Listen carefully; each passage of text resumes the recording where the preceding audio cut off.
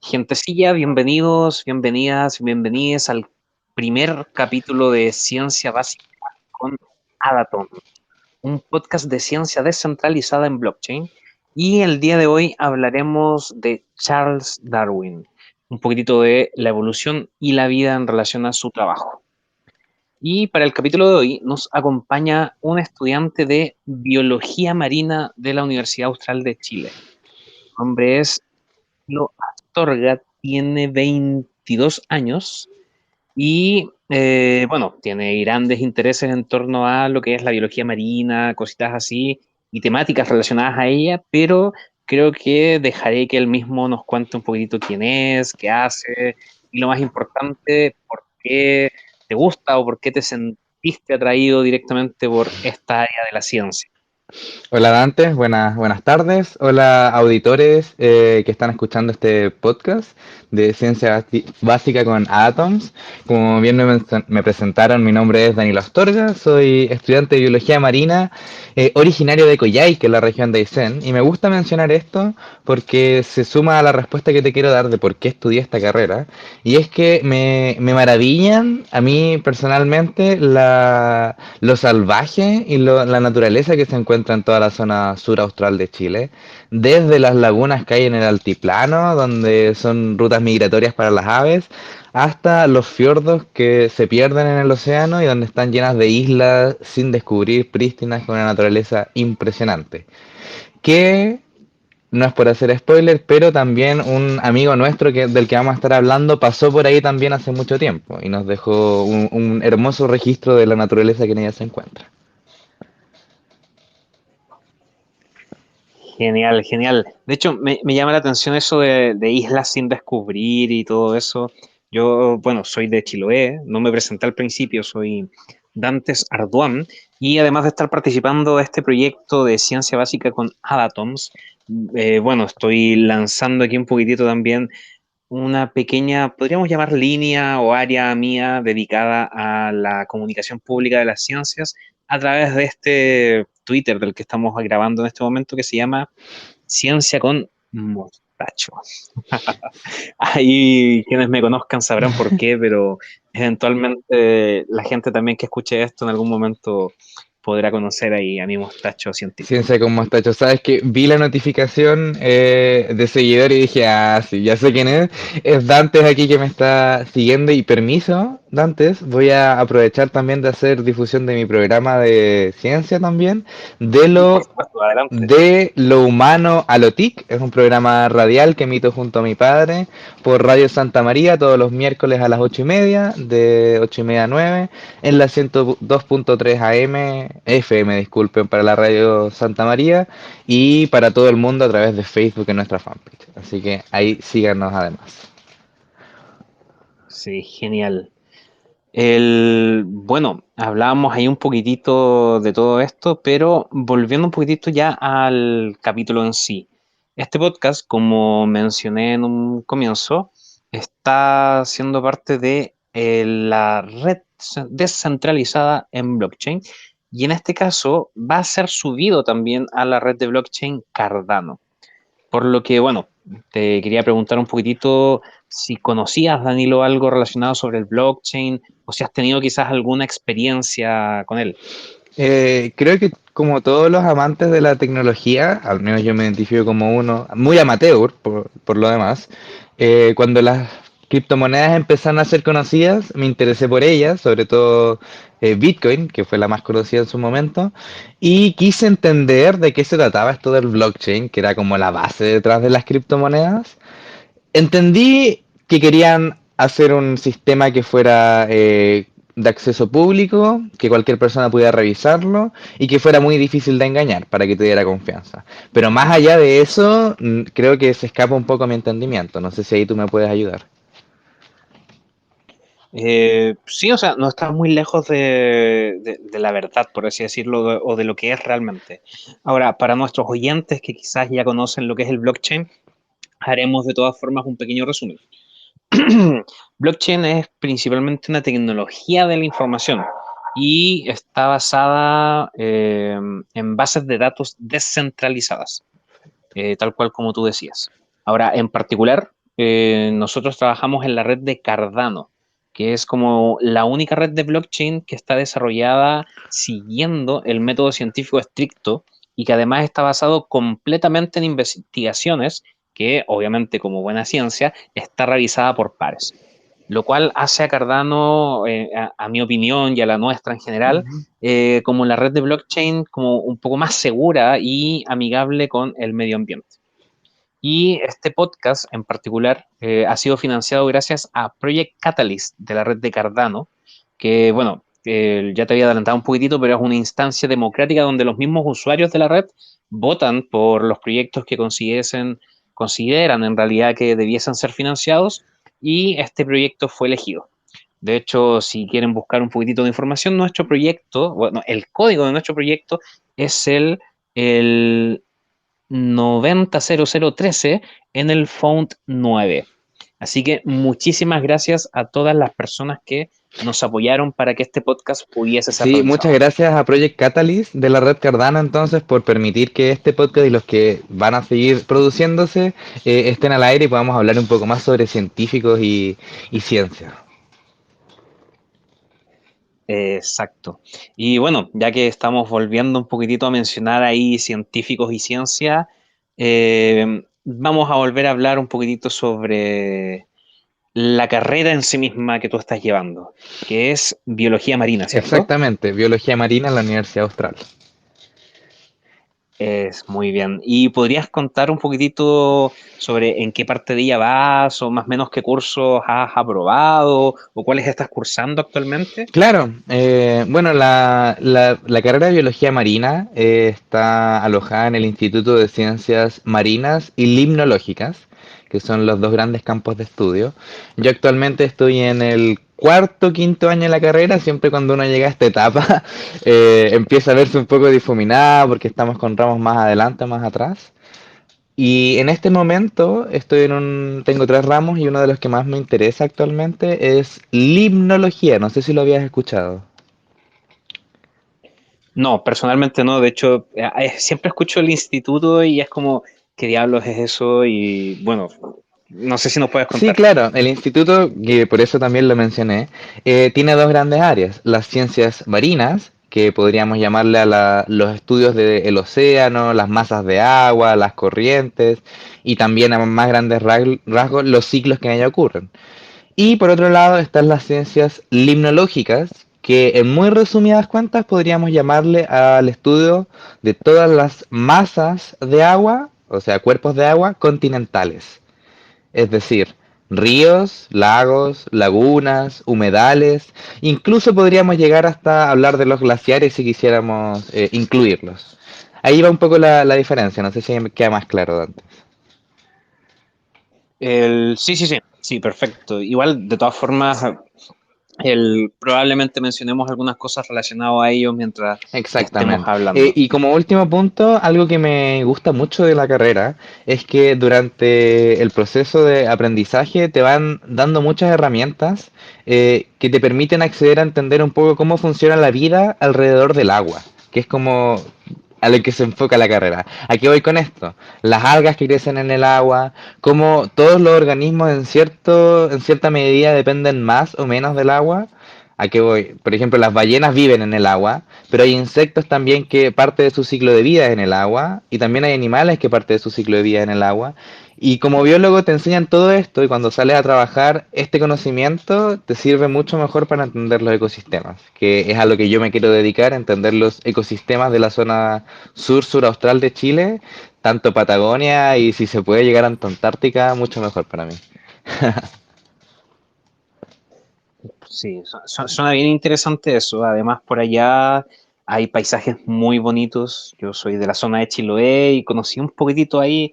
quizás no tan en la Patagonia, pero si son ya los paisajes bonitos por la zona de Chiloé, me imagino que para allá, que está un poco más como, eh, que todavía no ha sido tan invadido por el ser humano, sí, tiene que ser hermoso. Exactamente.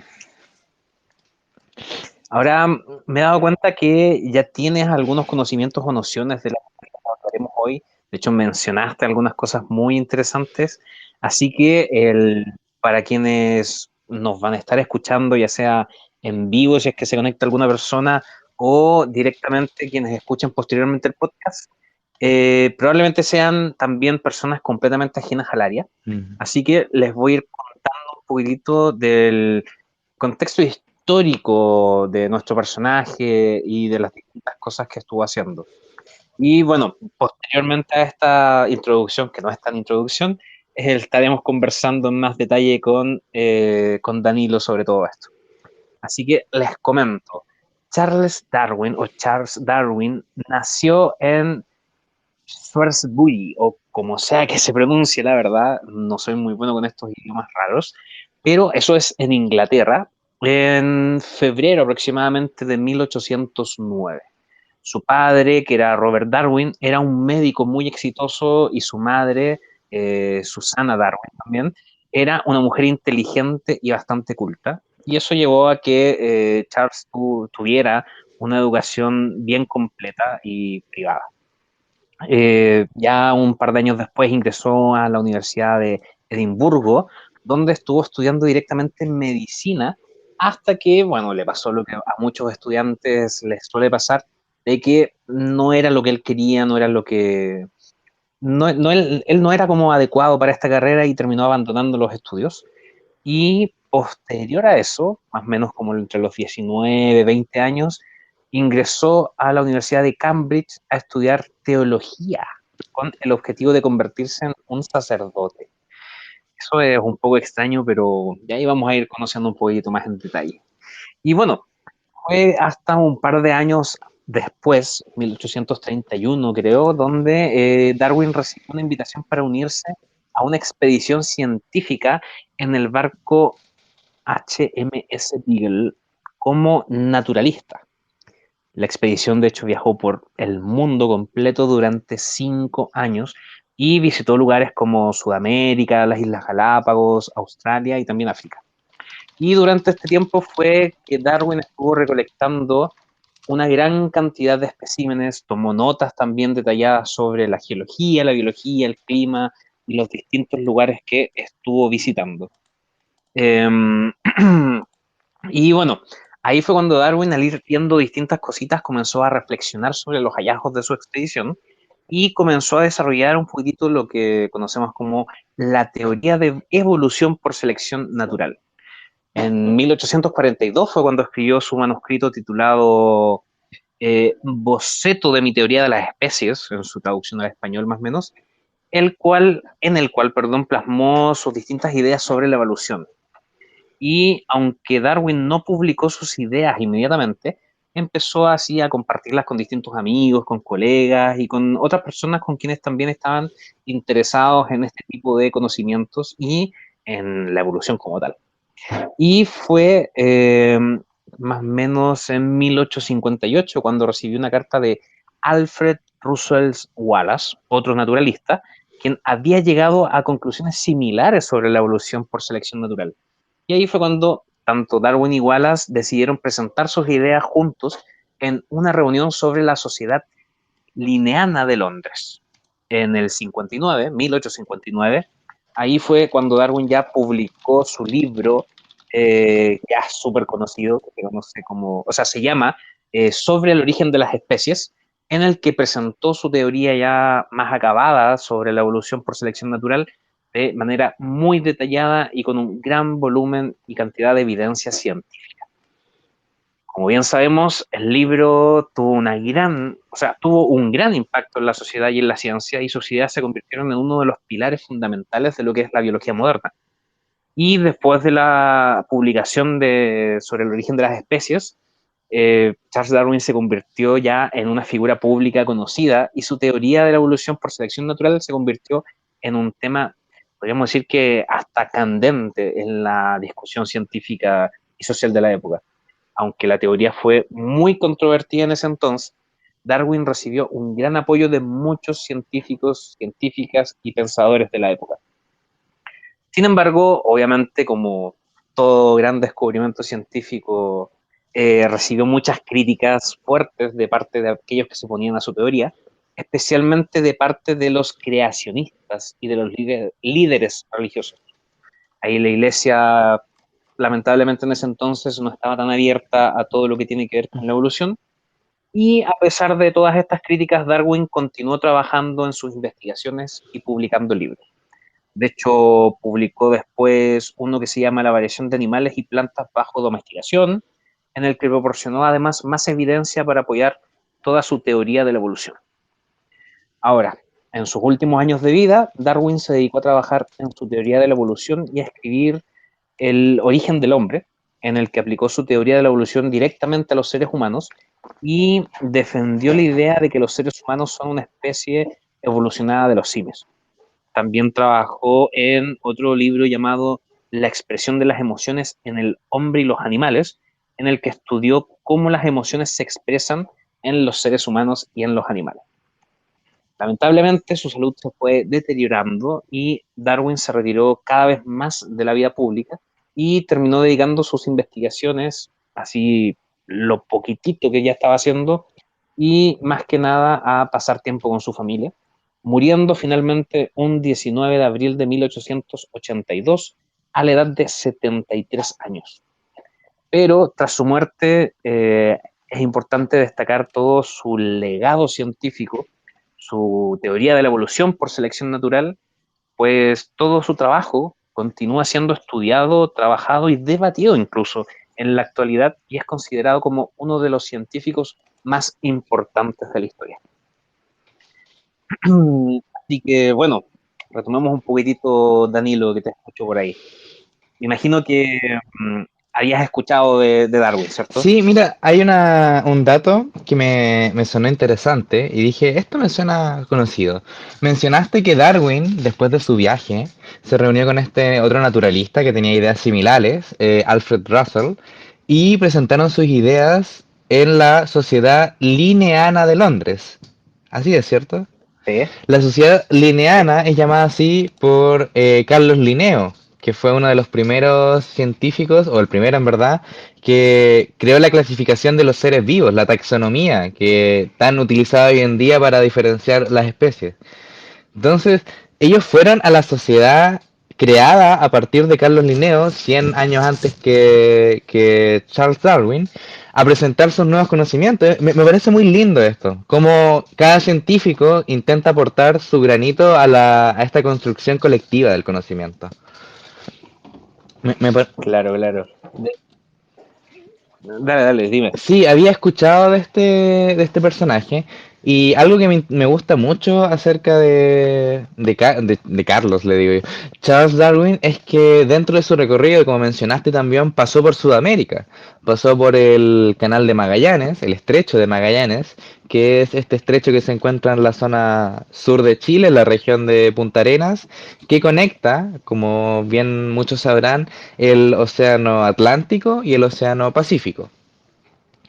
Cuando pasó Charles Darwin en el 1834-33 por ahí, por esta zona, se encontró con varios fueguinos en esta zona. Fueguinos es la gente que vivía, que habitaba en la zona de Tierra del Fuego y que le parecieron más altos de lo normal, 1,80 m, 1,90 m casi según lo que él narra. Según lo que él narra, ahí hay otra cosa interesante, Dantes, y es que uno de los libros que no mencionaste y que a mí me gusta mucho es Viaje de un naturalista alrededor del mundo, que publicó Charles Darwin, si no recuerdo mal, en 1939, 1839, perdón, donde relata estas aventuras y donde relata también el paso o su paso por la Patagonia. ¿Tú sabías que pasó por la Patagonia?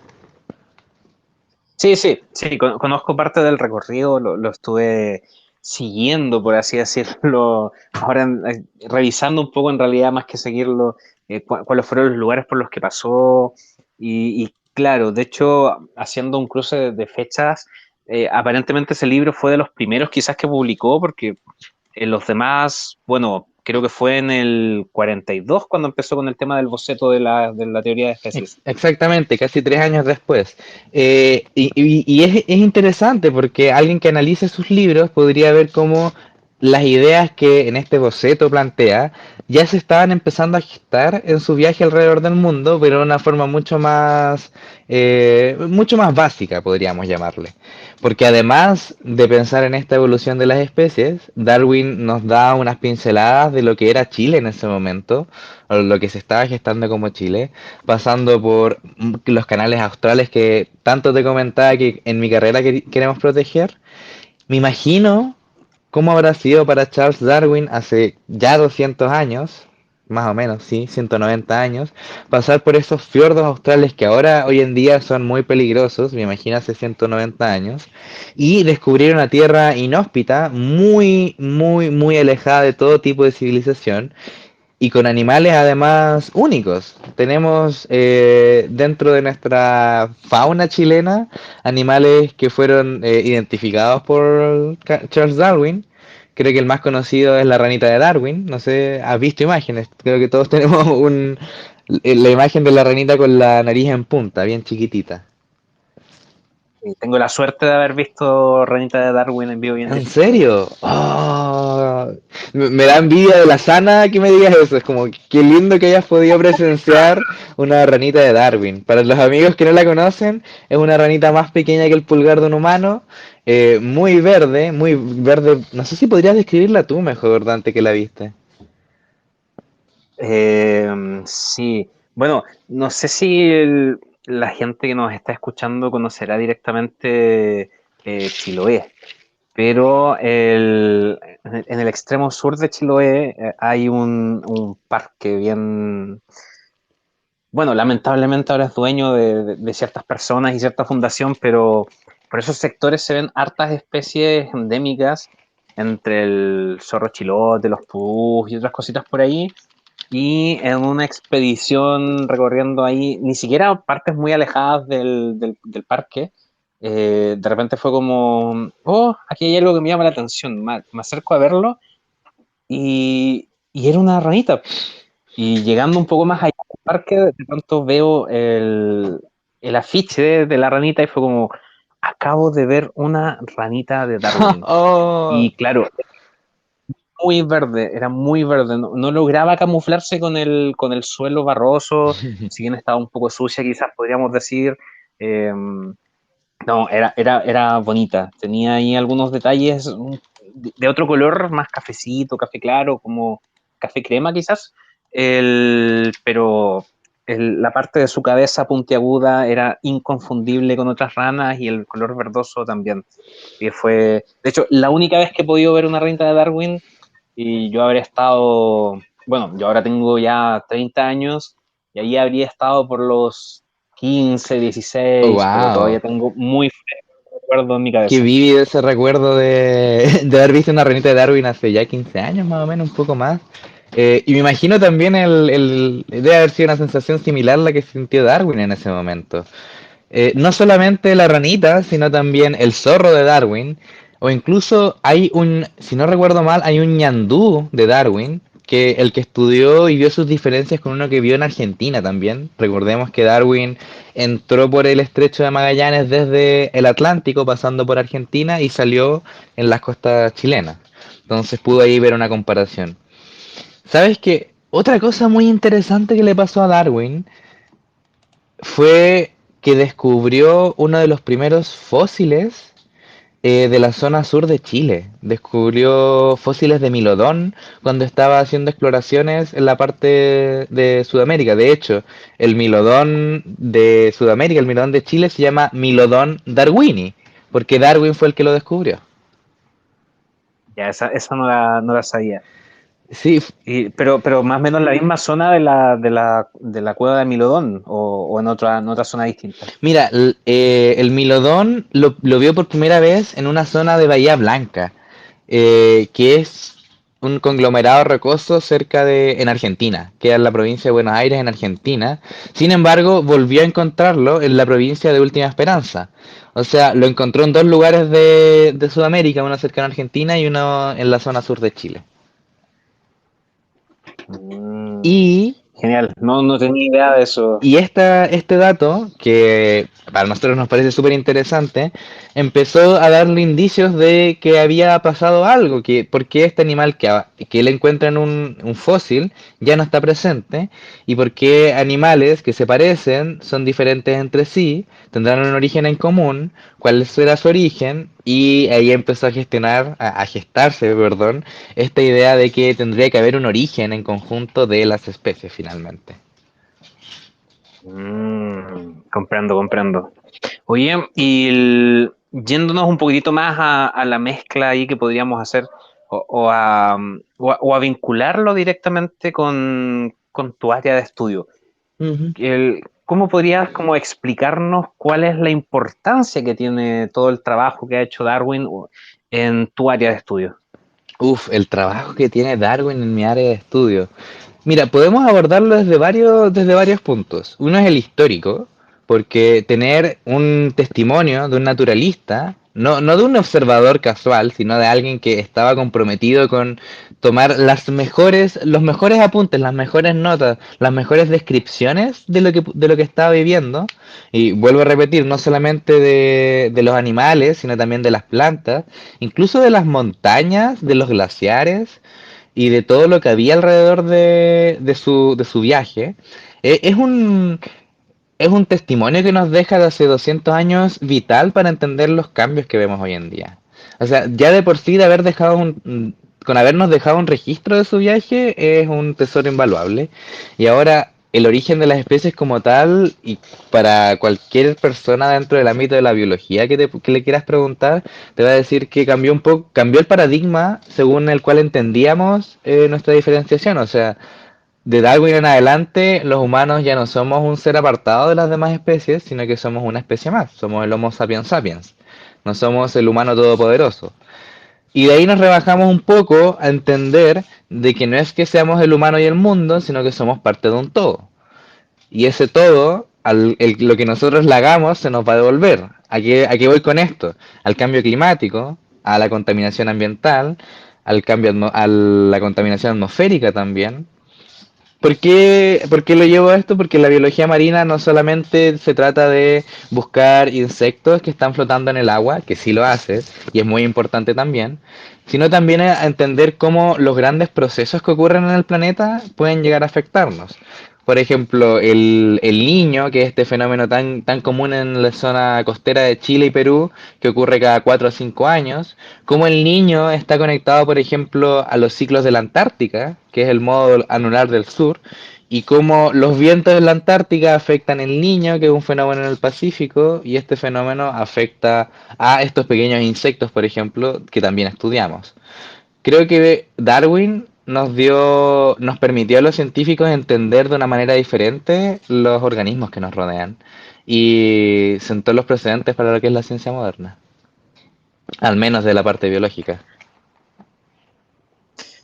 Entiendo, entiendo. Sí, suena súper interesante y claro, se nota que dejó un aporte y bueno, creo que no sé si yo conozco a alguien que no haya escuchado alguna vez de Darwin directamente. Y creo que hay algo interesante y que creo que lo vamos a estar abordando con todos los científicos que vamos a estar como tocando aquí en el podcast. Y es, ¿crees tú que fue importante el contexto histórico en el que existió Darwin, en el que él vivió, como para como para este desarrollo tanto de la biología como de su respectiva teoría de la evolución? Sí, quería mencionarte unos últimos puntos antes de responderte, disculpa. Eh, y, Sí, y- sí, y volver adelante. a los aportes, que quería como dejarlos claros también. Primero es la teoría de la evolución por selección natural. O sea, el animal o la especie que esté mejor adaptada a su entorno va a poder prevalecer. Que eso es una de las teorías de cómo llegaron las especies a estar hoy en día. Hay otras también y también son válidas. Otra, que es lo que te mencionaba, es la importancia de la observación y la recolección de datos.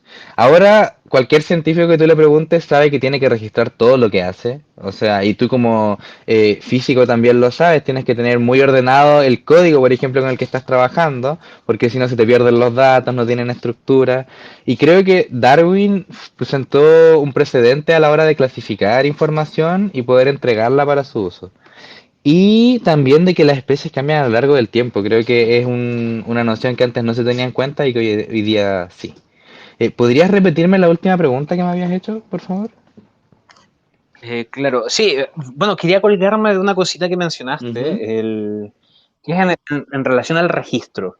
Me llama un poco la atención y bueno, yo estoy muy metido, o sea, no sé si muy metido en realidad, además que hay gente más metida que yo, obvio, pero sí he estado bastante cercano al mundo de los hongos últimamente. Ujú. Y he aprendido en los últimos 3, 4 años acercándome a esto, es el cómo recolectar muestras, el cómo identificar especies, pero me acaba de saltar la duda.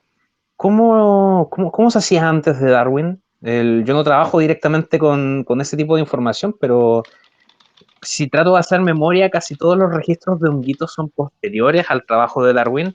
Entonces, antes de eso, ¿no había un registro real de las especies o funcionaba de forma distinta? No sé si tú tienes información sobre esto que nos puedas compartir. Sí, quiero volver un poco a... Claro, antes de Darwin, los hongos se clasificaban como tal dentro del reino Plantae, o sea, se mezclaban con las plantas. Claro, o sea, aclarar un poco que hago la comparación con los hongos porque es algo que conozco y con lo que me he visto familiarizado, pero me imagino que el tema de los registros va más allá de solo los hongos. Entonces, no sé, las especies en general, ya sean plantas, animales o cualquier otro tipo de especies que se registre, ¿cómo funcionaba antes y qué tanto cambió con... Bueno, Mira, antes las especies ya tenían un sistema de clasificación. Como mencionamos dentro de la historia de Darwin, él en 1850, si no recuerdo mal, 58, fue a la Sociedad Linneana de Londres, que como comentamos al principio del podcast,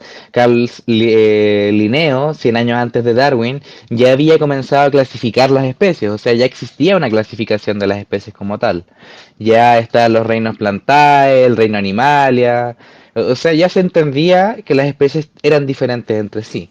Sin embargo, Darwin lo que hizo fue proyectar las especies no solo en el presente, sino también su pasado y cómo ellas estaban relacionadas entre sí.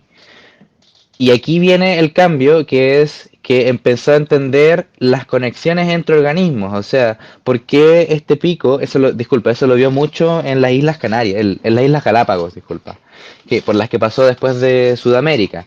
Y al llegar a las Islas Galápagos se dio cuenta que este gran grupo de islas que se encuentran en el Ecuador tenía una alta diversidad de aves que eran muy similares entre sí, pero con unas pequeñas diferencias, quizás un pico un poco más largo, un pico más corto, una cabeza más larga, una cabeza más corta, el pico curvo, el pico recto, y empezó a asociar esas características a los lugares donde habitaban. Por ejemplo, el pico más largo les servía mejor porque la madera de la isla donde habitaban tenía los insectos más adentro.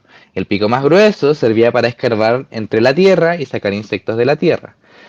Y se dio cuenta de que una misma especie ya no era una misma especie y había sido diferenciada.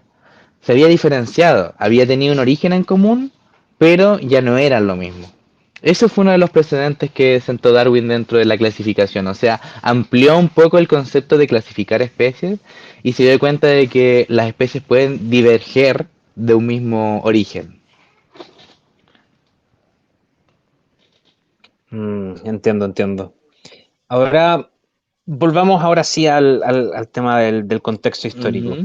Ya hemos mencionado algunas cositas, tú también, pero preguntándote directamente, ¿tú qué crees? A ver, lo pregunto de otra forma. ¿Crees que fue importante el contexto histórico en el que vivió Charles Darwin para que él pudiese desarrollar todo el trabajo que hizo? Creo que el contexto fueron las oportunidades que se le dieron a Darwin y el contexto histórico claramente habla de eso. O sea, actualmente no hay barcos que surquen todo el mundo y que alguien como Charles con 25 años pueda subirse y empezar a tomar notas. O sea, en este momento ya no se podría. Pero sí fue también la permisividad y el cambio social que hubo en ese momento que permitió que las ideas de Darwin surgieran a la luz. Porque no creo que haya sido el primero, creo que dentro de la humanidad hay algo que es cíclico, que mucha gente ha tenido la misma idea varias veces en la historia de la humanidad, pero que no siempre esa idea se ha logrado dar a conocer. ¿A qué voy? Quizás alguien ya había pensado antes que las especies tenían un origen en común, pero esa idea murió sepultada porque el pensamiento de ese momento es que no, que era imposible.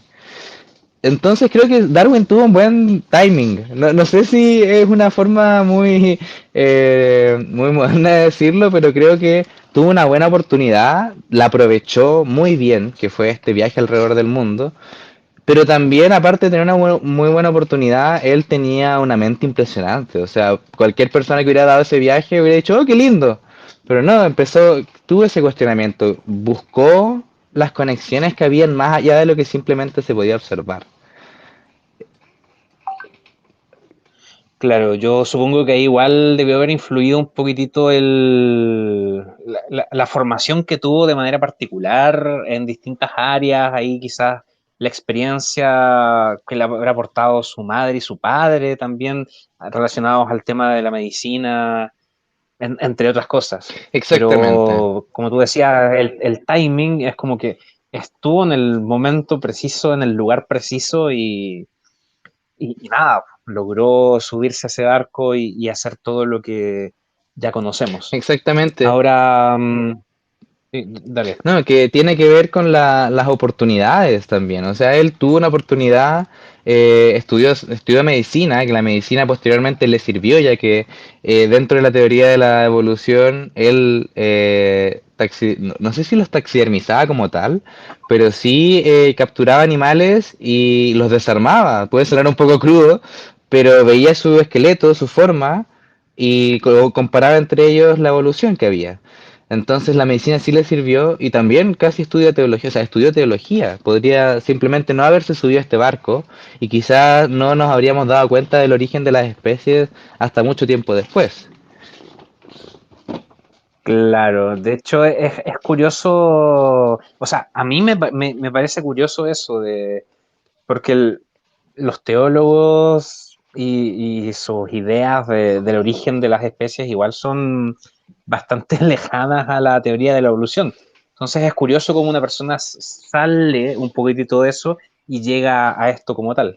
Creo que una de las grandes de Pero la como mencioné anteriormente, no creo que haya sido la primera persona que tuvo esta idea. Sin embargo, fue la primera persona que tuvo la evidencia suficiente para respaldar su idea. Que a eso voy de nuevo, con la importancia de la toma de información, del registrar las cosas que iban sucediendo y dónde las veía, porque pudo comparar y decir, no, yo estuve en unas islas, las especies eran diferentes entre las islas, pero se parecían mucho. No, yo vi fósiles de especies que ahora no existen, pero que antes existieron. Entonces vuelve nuevamente que es una persona con muy buenas oportunidades, pero con mucho compromiso también a lo que estaba haciendo. Fue una persona. exactamente.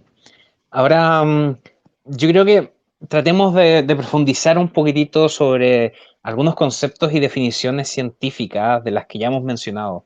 Así que comencemos con lo más conocido, que es el origen de las especies, que es el libro más famoso de Darwin, que fue publicado en el 1859.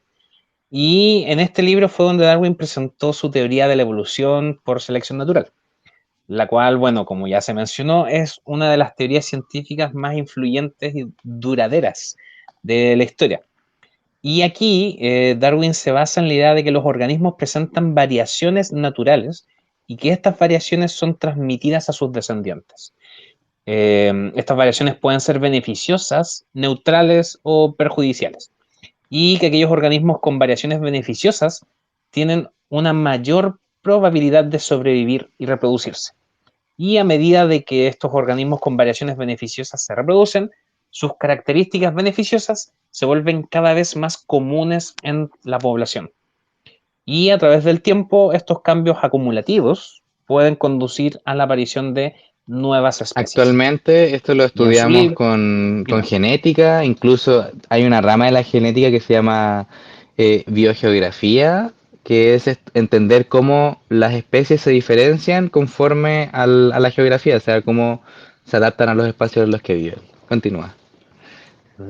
Mm, interesante ese ramo. De hecho, al escuchar biogeografía, no me hubiera imaginado eso directamente. Bueno, como tú mismo mencionaste, Danilo, en el libro Darwin presenta muchísima evidencia para apoyar su teoría. Es lo que marcó la diferencia con posiblemente otras personas que sugerían lo mismo.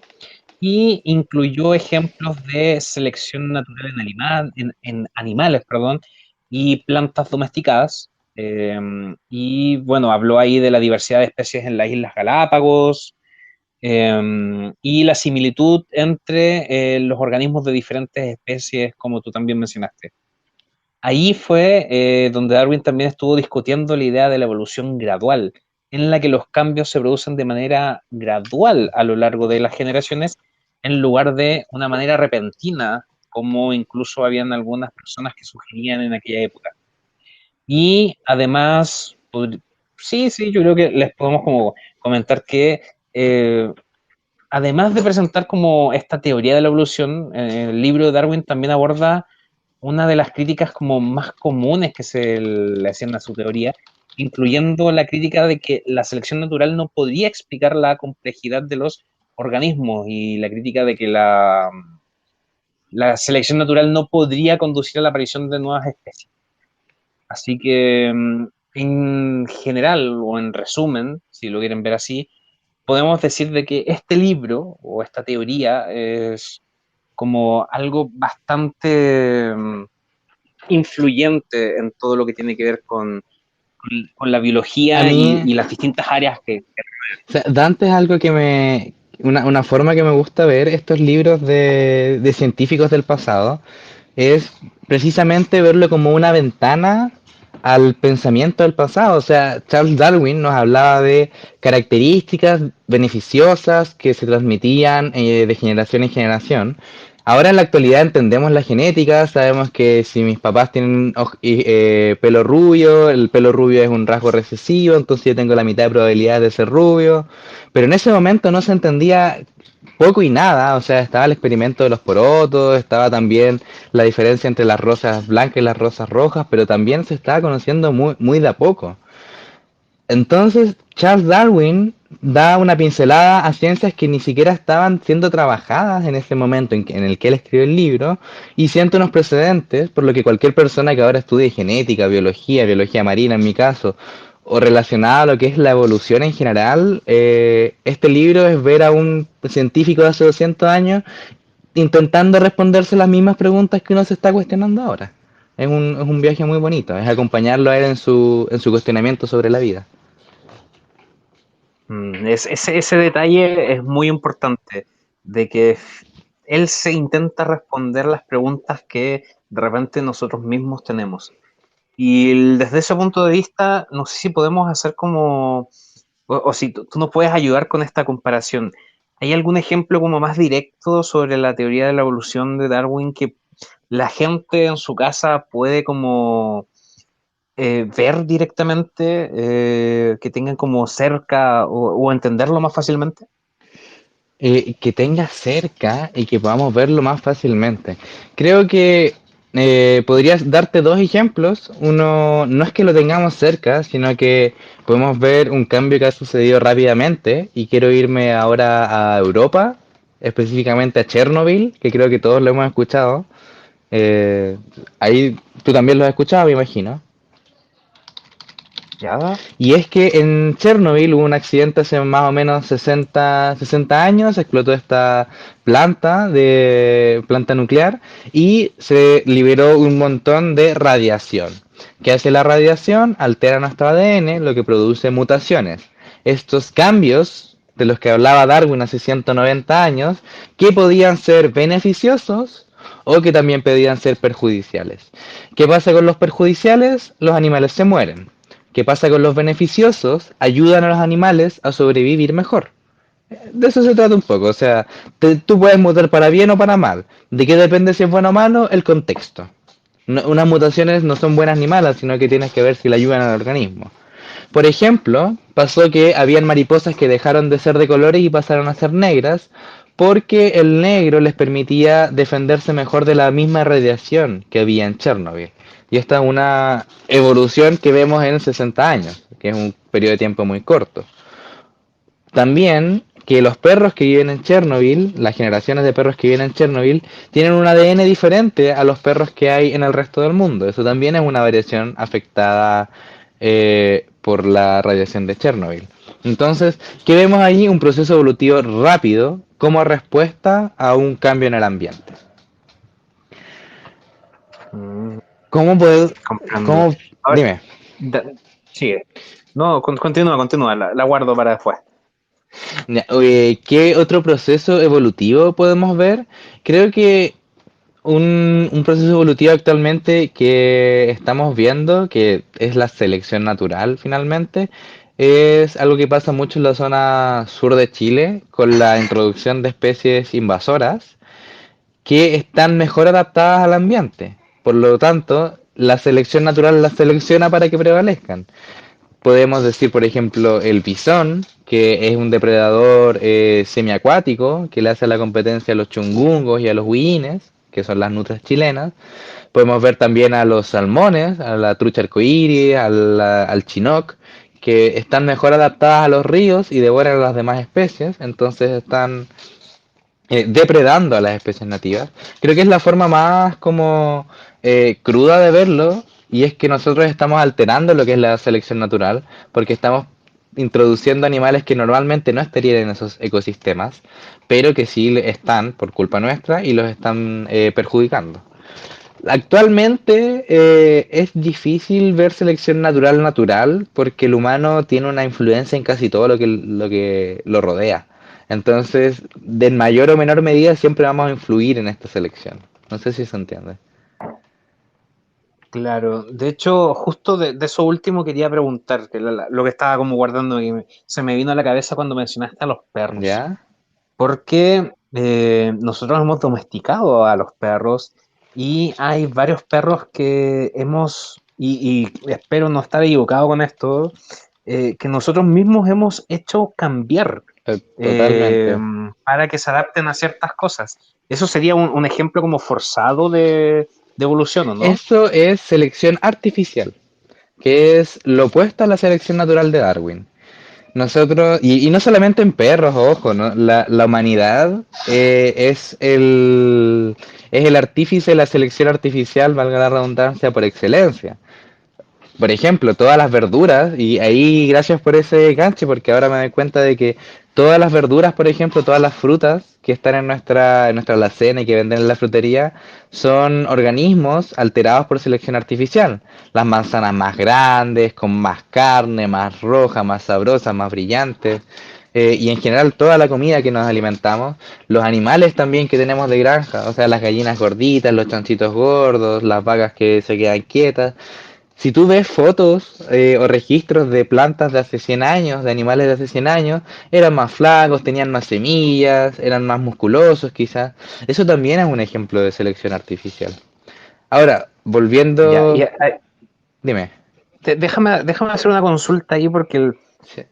que creo que es necesario, espero no me reten después por esto, pero Adelante. el, no sé si es correcto hacer una separación aquí entre la selección como artificial que tú mencionas, porque claro, nosotros como seres humanos hemos hecho investigaciones que permiten que hagamos como adecuaciones como más forzadas genéticamente Mm, hablando a través del método CRISP y un montón de otras cosas más que no vamos a profundizar ahora en ujú. eso, Claro, desde el pero lado más del laboratorio que te refieres. claro, se puede hacer una selección artificial en laboratorio, Ujú. pero esa selección artificial también se puede dar de manera como naturalmente artificial. Sí, la crianza selectiva. La crianza selectiva es Ya. considerada selección artificial porque no es el animal desenvolviéndose en la naturaleza. No es el animal, no estás dejando al que esté más apto para sobrevivir, sobrevivir. Tú como humano estás interviniendo y estás eligiendo qué rasgos quieres que prevalezcan. Por eso los perros de la actualidad no están adaptados para sobrevivir en la naturaleza, porque nosotros no elegimos los rasgos que les iban a permitir sobrevivir, sino que elegimos los rasgos que a nosotros nos parecieron. Unos ojitos más tiernos, una carita arrugada quizás, que se tengan más pelo porque es más rico abrazar. Y no digo que una persona hace 80 años o hace 150 años haya dicho, oye, voy a separar estos perros porque quiero que en 100 años más tengan un poodle, por ejemplo. Sino que a lo largo del tiempo, los humanos dijeron, quiero que mi perro sea, me ayude a cuidar las vacas, por ejemplo. Y el que corría más rápido lo cuidaba. O quizás no el que corría más rápido, sino el que era más inteligente a la hora de ir a buscar a las ovejas. Entonces eso también es una selección artificial. Porque tú no estás dejando que la naturaleza, en cierto sentido, vea qué animal va a sobrevivir, sino que tú, con tu preferencia humana, estás seleccionando artificialmente a los que van a prevalecer. Crianza selectiva, selección artificial van de la mano. Comprendo, comprendo. Sí, me queda más claro eso y creo que era importante decirlo porque Sí, gracias por la hoy en día está aclaración. súper en boca esto de está súper en boca lo que tiene que ver con las modificaciones genéticas de los alimentos y cosas así, pero a mi parecer es algo que se ha estado haciendo a través de los años desde que prácticamente el ser humano se volvió sedentario y empezó a desarrollar los cultivos y un montón de Creo cosas que similares. una gran diferencia, y ahí discúlpame si me equivoco, si hay algún microbiólogo o biólogo molecular que esté escuchando y me equivoco, que lo corrija, pero la gran diferencia que tiene esta selección artificial a la antigua o como artesanal que nosotros llevamos haciendo a través de miles de años, que es elegir al organismo que más quiera, no sé, la papa más grande, la papa más sabrosa, el perro más rápido, a los métodos de laboratorio, es que los métodos de laboratorio modifican el ADN o introducen un compuesto. Entonces tú en verdad sabes algunos de los efectos que pueden tener esta proteína, por ejemplo, que le están metiendo a los tomates para que sea más grande, pero no sabes todas las consecuencias. No sabes si cuando llega un humano, por ejemplo, eso puede causarle daño hormonal, que le pueda dar cáncer o que pueda provocar alguna malformación. Entonces, ahí va un poco la diferencia entre la selección artificial por crianza selectiva, o sea, por selección, a la selección artificial ya por intervención genética. Ahí, esa diferencia me gusta recalcar. No sé si se entiende. Ya. Sí, sí, la entiendo. De hecho, he leído y investigado un poquitito del tema de la edición genética, Súper. que es lo que mencioné, que es el método CRISPR. CRISPR. No sé si se pronuncia Sí, así, es CRISPR. las tijeras genéticas. Eh, Exactamente, que es la técnica como más moderna de edición genética que está metida precisamente en la área de la que estamos hablando hoy día, que es la biología Ujú. y que, bueno, está ahí en boca para bien o para mal. No vamos a entrar en esos detalles, pero si alguno de las personas que nos va a estar escuchando quiere ahondar un poquitito en eso, busque sobre el CRISPR, CRISPR. perdón, me cuesta pronunciarlo exactamente. Es como CRISPR, pero con una PR al Ujú. final, y ahí van a poder encontrar algún poquitito de información. Y quizás, quién sabe, en algún próximo capítulo podamos estar hablando de todo lo que tiene que ver con edición genética y similares. Pero volvamos a Darwin. Y con Darwin hemos mencionado varias terminologías interesantes y me gustaría que definiéramos un poquito lo que es la evolución. Y desde ese punto de vista les cuento, la evolución es como tal el proceso por el cual las especies cambian a lo largo del tiempo y estos cambios pueden ser pequeños o grandes y pueden llevar a la aparición de nuevas especies como tal. Y la evolución se basa en la idea de que los organismos tienen variaciones naturales y que aquellos con características beneficiosas tienen una mayor probabilidad de sobrevivir y reproducirse. Esto significa principalmente que a medida que se reproducen, las características beneficiosas van a empezar a volverse como más comunes en la población de esta especie. Y con el tiempo, estos cambios acumulativos pueden conducir a la aparición de una nueva especie. Ahora, si hablamos directamente de Darwin o volvemos con Darwin, como que una de sus contribuciones importantes es la idea de esta evolución gradual, en la que los cambios evolutivos se producen de manera, para la redundancia, gradual a lo largo de las generaciones, en lugar de esta manera eh, repentina que algunos antiguos pensadores tenían en sus como ideales. Y bueno, tal cual como acabo de decir, era como la idea más popular, como que de un momento a otro prácticamente existían estos cambios bruscos y espontáneos. Actualmente, Y fue así. Dantes, disculpa, que actualmente se ocupa mucho el término fuerzas evolutivas. No sé si lo has escuchado. Fuerzas evolutivas. No, no, no, cuéntame un poquito de ello si Claro, puedes. la selección natural es una de las fuerzas evolutivas. ¿Qué son las fuerzas evolutivas? Finalmente, lo que lleva a la evolución. A eso se le llama las fuerzas evolutivas. ¿Qué provoca la evolución? La selección natural es una de ellas. Es el proceso por el cual los organismos mejor adaptados a su entorno tienen mayor probabilidad de sobrevivir. Después está la deriva genética, que se refiere a cambios aleatorios en los alelos, finalmente lo que tiene que ver con toda la parte de ADN, en una población como la muerte de individuos o la migración de individuos a otras poblaciones. O sea, por ejemplo, hay veces en que muere una cierta cantidad de población y se pierde una característica y simplemente esa característica se perdió. Aunque haya sido beneficiosa, sí, aún así se pierde. Después están las mutaciones, que hay mutaciones, ojo, que no son beneficiosas y aún así prevalecen. También es una fuerza evolutiva. Después está el flujo genético, por ejemplo, cuando dos poblaciones diferentes se encuentran y comparten, no sé, yo te comparto mi mejor protección contra los rayos UV y tú contra la resistencia al calor, es algo muy básico, no funciona así, pero en cierta medida sí. Y finalmente está el cuello de botella, que es un fenómeno que a mí me llama mucho la atención.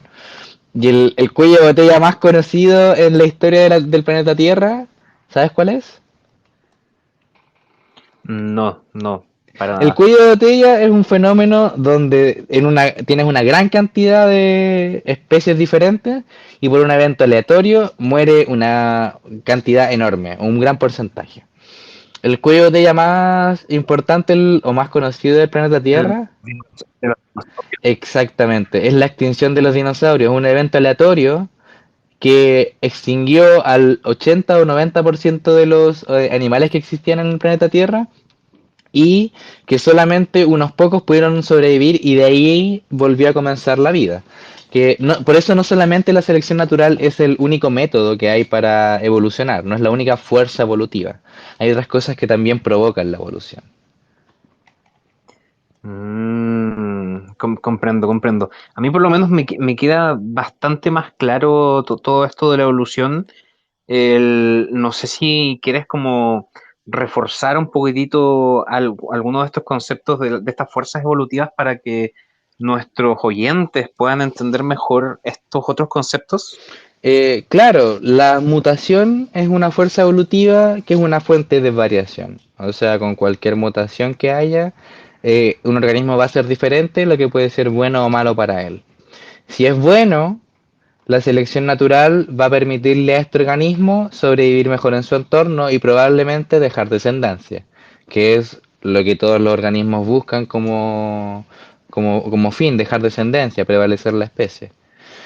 Y después empiezan a aparecer estos otros actores, que es la deriva genética, por ejemplo, cuando dos poblaciones se encuentran, con poblaciones me refiero a dos especies que pueden estar o no emparentadas y que tienen rasgos que le pueden ser más ventajosos. Para llevarlo a algo más fácil de entender, por ejemplo, un perro siberiano, por ejemplo, que son estos perros grandes, que tienen un pelaje muy denso y que pueden sobrevivir en la nieve, tiene, como bien dije, una mejor adaptación a lo que es la nieve.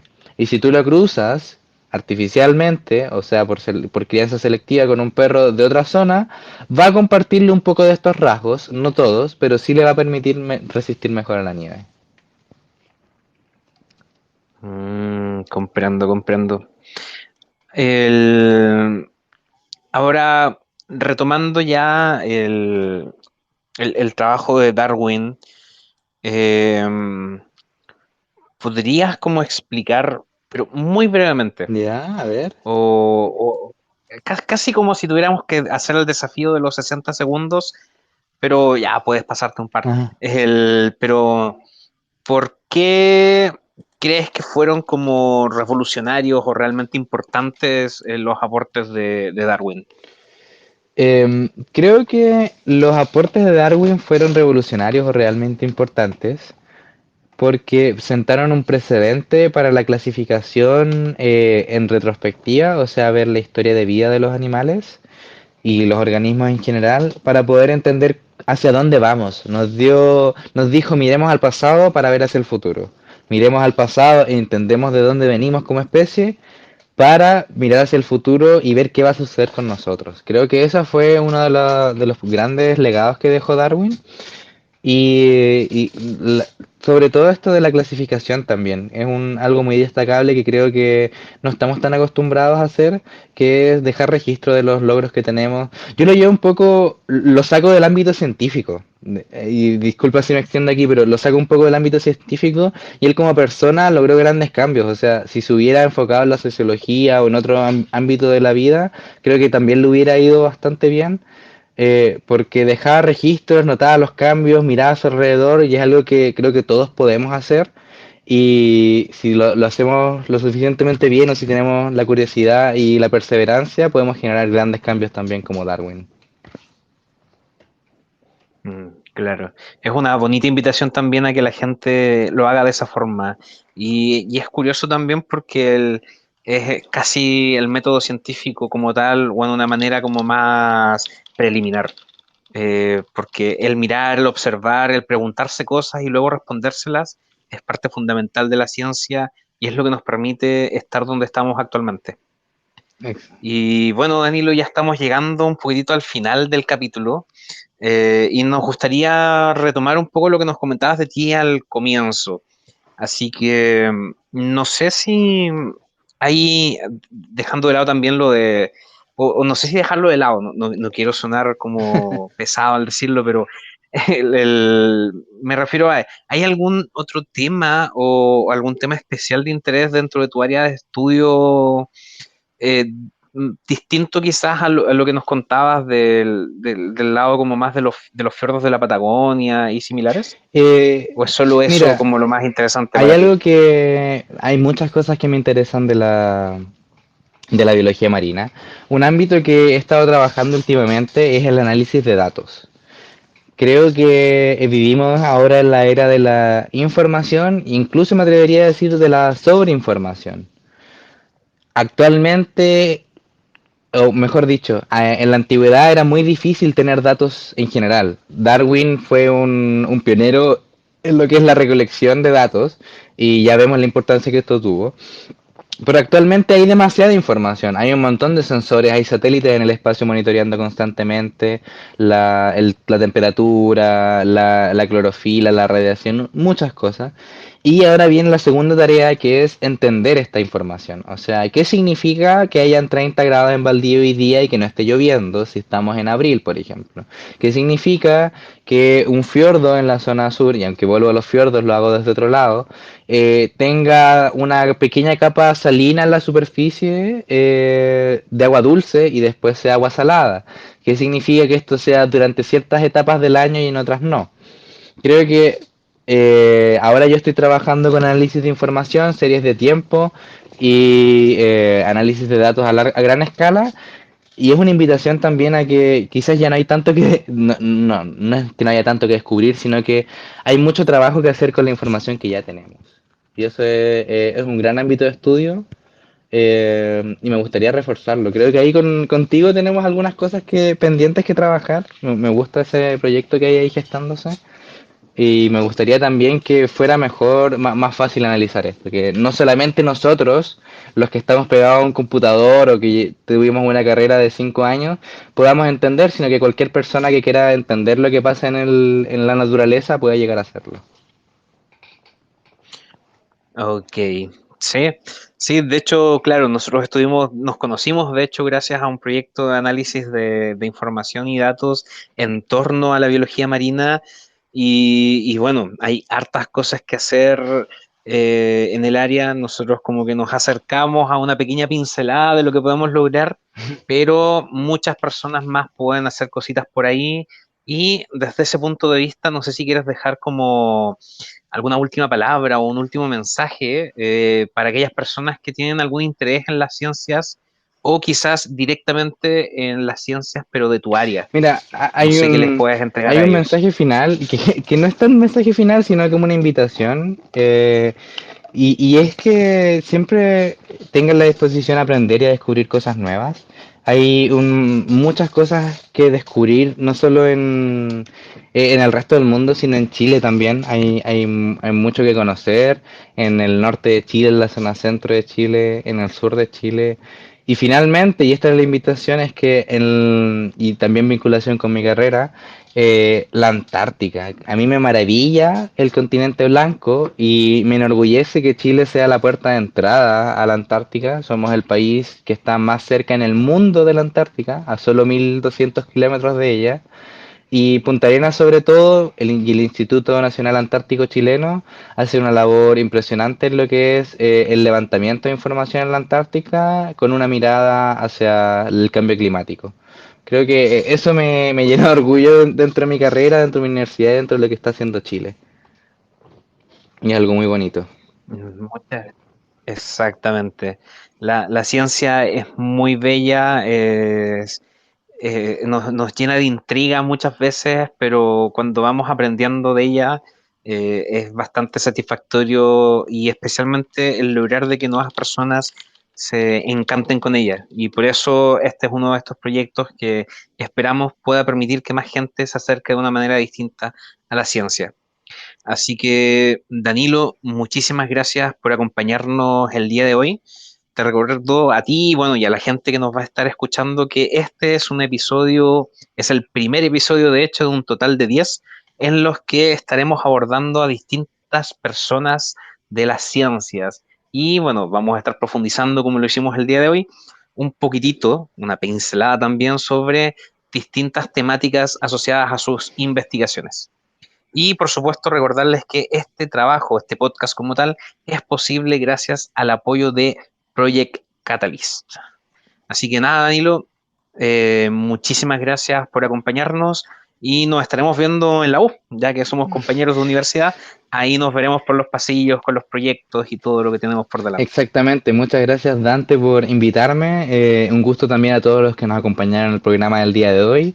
Espero que les haya gustado, que los haya dejado con muchas cosas que quieran aprender y descubrir, quizás con algún dato nuevo para contarle a sus amigos y que los haya también que hayan quedado con ganas también de aprender y de meterse un poco más en esto que es la ciencia. No dejen de escuchar los demás programas de este proyecto y gracias a Project Catalyst también de la Red Cardano por permitir esta instancia. Muchas gracias entonces. Cuídense y nos escuchamos Chao, prontamente. Chao, chao. chao. Chao, chao.